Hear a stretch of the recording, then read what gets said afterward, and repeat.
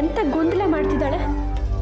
ಒಂದು ಕಡೆ ಕಲ್ಪನನ ನಂಬಿದಾಳಂತೆ, ಇನ್ನೊಬ್ರ ಹತ್ರ ಕಲ್ಪನ ನನ್ನ ಉಪಕಾರ ಮರೆತು ದ್ರೋಹ ಮಾಡ್ತಿದ್ದಾಳೆ ಅಂತ ಕಿಡಿಕಾಡ್ತಿದ್ದಾಳೆ.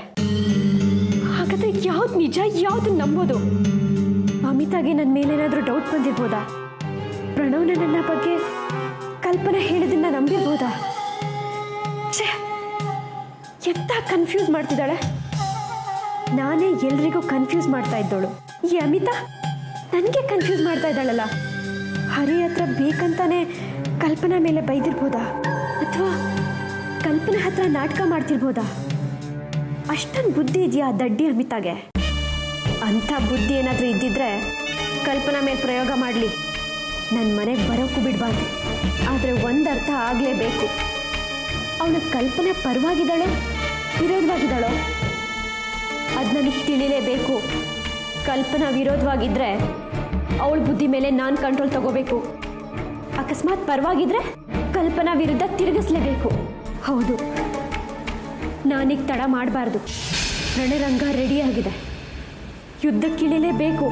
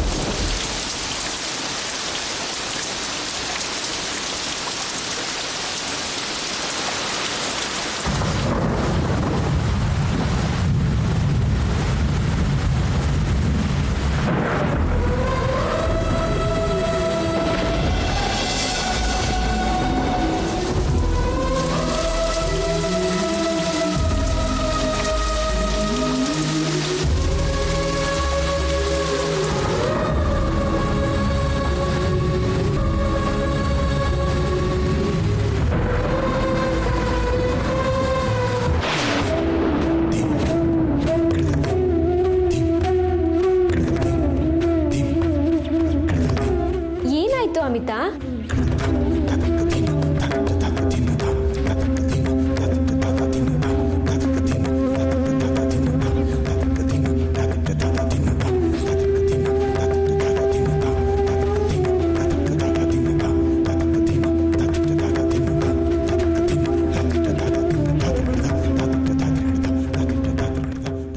ಹೀಗೆ ಒಂಟಿಯಾಗಿರಬಾರ್ದು ಅಮಿತಾ.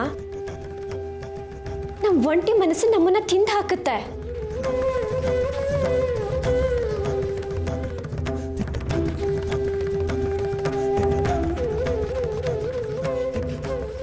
ನನ್ನ ಗಂಡ ಸತ್ತಾಗ ನಾನು ಹೀಗೆ ಒಂಟಿಯಾಗಿರ್ತಿದ್ದೆ. ನನ್ಗ್ಯಾರೂ ಬೇಕಿರ್ಲಿಲ್ಲ. ನನ್ನ ನಾನೇ ಕಟ್ಟಿ ಹಾಕೊಂಡಿದ್ದೆ. ನನ್ನ ಆಸೆ, ಪ್ರೀತಿ, ಕೋಪ, ಹತಾಶೆ ಎಲ್ಲವನ್ನೂ ನನ್ನ ಮನಸ್ಸಿನ ಮೂಲೆ ಒಳಗೆ ಗಟ್ಟಿಯಾಗಿ ಬಂದ್ಸಿಟ್ಟಿದ್ದೆ. ನಿನ್ನ ಸ್ಥಿತಿಲೇ ನಾನಿದ್ದೆ. ಏನಾಯ್ತು? ನನ್ನ ಜೀವನದ ಅಮೂಲ್ಯ 3 ವರ್ಷ ಹಾಳಾಯ್ತು. ಏನಾದ್ರೂ ಮಾಡ್ಬೋದಿತ್ತು, ಏನು ಮಾಡಲಿಲ್ಲ. ನನ್ನ ದುಃಖ, ಹತಾಶೆ ಸಮಯನ ಬೇರೆ ಯಾವುದಾದ್ರೂ ಕೆಲಸದಲ್ಲಿ ಉಪಯೋಗಿಸ್ಬೋದಿತ್ತು. ಹಾಗೆ ಮಾಡಲಿಲ್ಲ.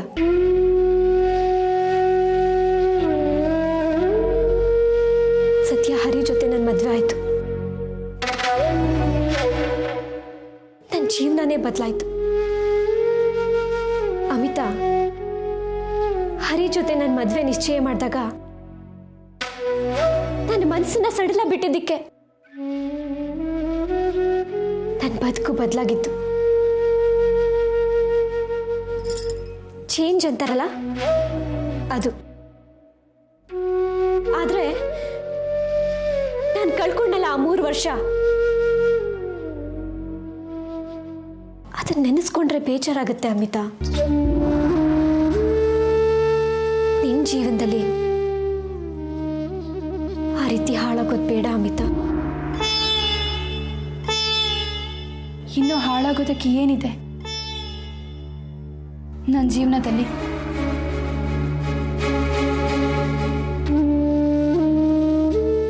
ನಿನ್ನ ನೋವು ನನಗೆ ಅರ್ಥ ಆಗುತ್ತೆ ಅಮಿತಾ. ಗಂಡನ್ನ ಕಳ್ಕೊಂಡಿರೋ ನೋವು ಅನುಭವಿಸಿರೋದು ನಾನು, ನೀನು, ಇಬ್ರು. ನೀನು ಮದುವೆ ಆಗದೆ ಕಳ್ಕೊಂಡ್ರು ಅದೇ ನೋವು ನಿನ್ನಲ್ಲಿದೆ. ಬೇರೆ ಯಾರಿಗೂ ಅರ್ಥ ಆಗಲ್ಲ. ನೀನು ಹೀಗೆ ಸುಮ್ಮನೆ ಕೂತ್ರೆ ಬರೀ ಸಮಯ ಹಾಳಾಗೋದಲ್ಲ, ಮನ್ಸು ಕೆಡುತ್ತೆ. ಯಾರೋ ಮಾಡಿದ ತಪ್ಪಿಗೆ ನಿನ್ ಮನ್ಸನ್ನ ಯಾಕೆ ಹಾಳು ಮಾಡ್ಕೋತೀಯ? ನೀನ್ ಹಾಳಾದ್ರೆ ಅವರಿಗೆ ಖುಷಿನೇ. ಅದ್ರ ಬದಲು ಏನಾದ್ರೂ ಮಾಡು. ನಿನ್ ಮನ್ಸಿಗೆ ತೃಪ್ತಿ ಸಿಗೋದನ್ನ ಮಾಡು. ನನಗೀಗ ನನ್ನ ಜೀವನನ ಹಾಳು ಮಾಡಿದವ್ರನ್ನ ನಾಶ ಮಾಡೋದೇ ಗುರಿ.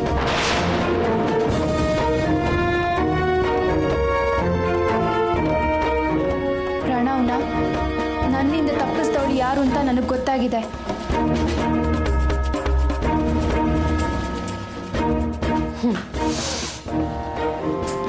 ಯೋಚನೆ ಮಾಡು. ನಿಜವಾಗ್ಲೂ ಅವಳೆ ಅಂತ ಗೊತ್ತಾದ್ರೆ ಅವಳು ಕೊರಗೋ ಹಾಗೆ ಮಾಡು. ಜೀವನದಲ್ಲಿ ಅವಳು ಸೋಲ್ಬೇಕು, ಮಾಡಿದ ಪಾಪಕ್ಕೆ ಪ್ರಾಯಶ್ಚಿತ ಅನುಭವಿಸ್ಬೇಕು. ಹಾಗೆ ಮಾಡು, ಮನಸ್ಸಿಗೆ ಸಮಾಧಾನ ಸಿಗುತ್ತೆ. ಇನ್ನು ನೀನು ಸುಮ್ಮನೆ ಕೂರ್ಬೇಡ.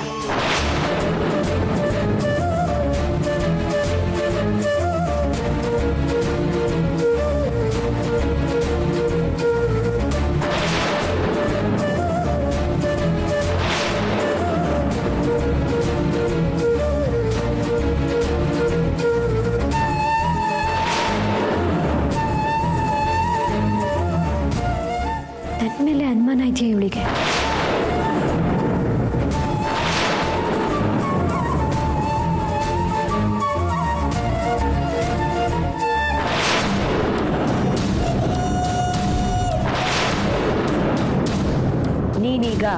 ನನ್ನ ಶಿಷ್ಯೆಯ ಸೂತ್ರದ ಬೊಂಬೆ.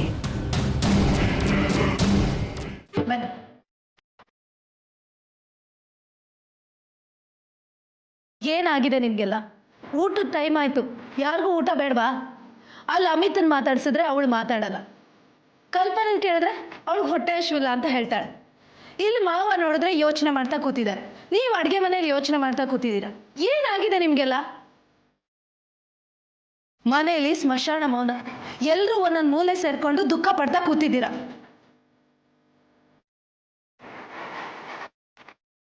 ನಿಂಗೆ ಗೊತ್ತಲ್ವೇನೆ ಅಮಿತನ್ ಮದ್ವೆ ನಿಂತು ಹೋಯ್ತು. ಬುದ್ಧಿ ಇಲ್ಲದ ಪ್ರಣವ್ ಆತ್ಮಹತ್ಯೆ ಮಾಡ್ಕೊಂಡ, ಅದಕ್ಕೆ ಬೇಜಾರಾಗಲ್ವಾ? ಆಗುತ್ತೆ, ಅಷ್ಟೇನಾ ಬದುಕು? ಅಮಿತ ದುಃಖ ಪಡ್ತಿದ್ದಾಳೆ, ಅವಳ ಜೊತೆ ಸೇರ್ಕೊಂಡು ನೀವು ಕುಯ್ಯೋ ಅಂತ ಅಳ್ತಾ ಕೂತ್ರೆ ಅವಳ ದುಃಖ ಕಡಿಮೆ ಆಗುತ್ತಾ? ನೀವು ದುಃಖನ ಮೊನ್ನೆಯಿಂದ ವೈಭವದಿಂದ ನಡೆಸ್ಕೊಂಡು ಬರ್ತಿದ್ದೀರ. ಯಾರ ಮುಖ ನೋಡಿದ್ರು ಹೆಣದ ಕಳೆ. ಇನ್ನೇನು ಮಾಡೋದು ಹೇಳಿ ಚಿತ್ರ? ಮೊದಲು ಅಮಿತಾನ ಬದಲಾಗೋ ಹಾಗೆ ಮಾಡಬೇಕು. ಅದಕ್ಕಿಂತ ಮೊದಲು ನೀವು ಬದಲಾಗಬೇಕು. ನೀವೆಲ್ಲರೂ ನಗ್ನಗ್ತಾ ಇದ್ರೆ ಅಮಿತನ್ಗೂ ಉತ್ಸಾಹ ಬರುತ್ತೆ. ಸರಿಮ್ಮ, ಅಮಿತಾಗೋಸ್ಕರ ನಾವು ಏನು ಮಾಡ್ಬೋದು ಹೇಳು? ಅರೆ, ನೀವು ಅವಳ ಅಪ್ಪ ಅಮ್ಮ, ನಿಂಗೆ ಆ ಯೋಚನೆ ಬಂದಿಲ್ವಾ? ಮೊದಲು ಅವಳಿಗೆ ಬೇರೆ ಮದುವೆ ಮಾಡೋ ವ್ಯವಸ್ಥೆ ಮಾಡಿ.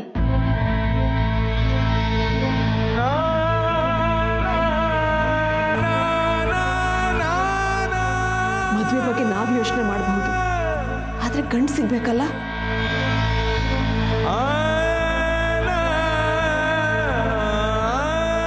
ಈಗಾಗಲೇ ಎಲ್ಲ ಕಡೆ ಪ್ರಚಾರ ಆಗಿದೆ.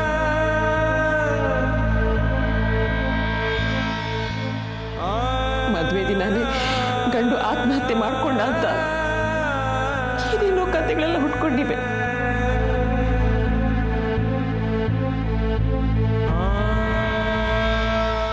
ಅಷ್ಟು ಸುಲಭದಲ್ಲಿ ಗಂಡು ಸಿಗ್ಬೇಕಲ್ವಾ?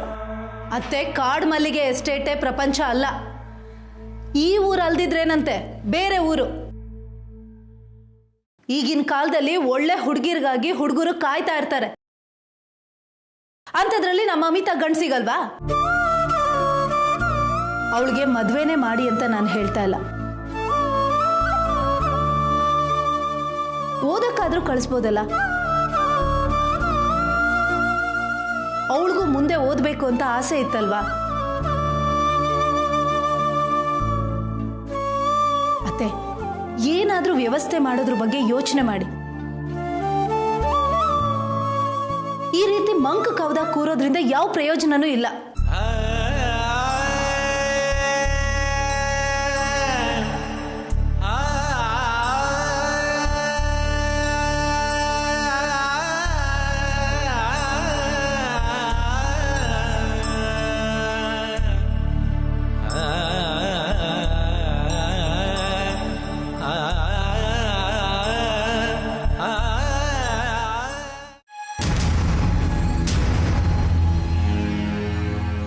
ಅರ್ಚನಾ ಹೇಳಿದ್ದು ನಿಜ ಇರ್ಬೋದು.